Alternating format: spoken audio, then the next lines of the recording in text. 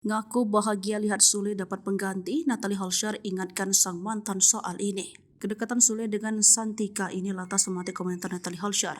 Lantas seperti apa tanggapan Ibu Azam? Berikut ulasan lengkapnya. Secara belak-belakan Natalie mengaku bahagia dengan kedekatan Sule dan Santika.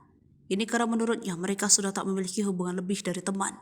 Karena kita udah gak ada hubungannya paling soal anak, ya jadi kita bahagia. Aku bahagia, yang penting itu aja, tegas Natalie di kanal YouTube.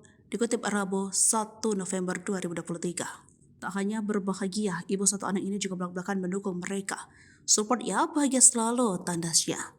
Di sisi lain, seakan tak mau kalah dengan Sule, Natalie Holscher juga sudah mendapatkan penggantinya.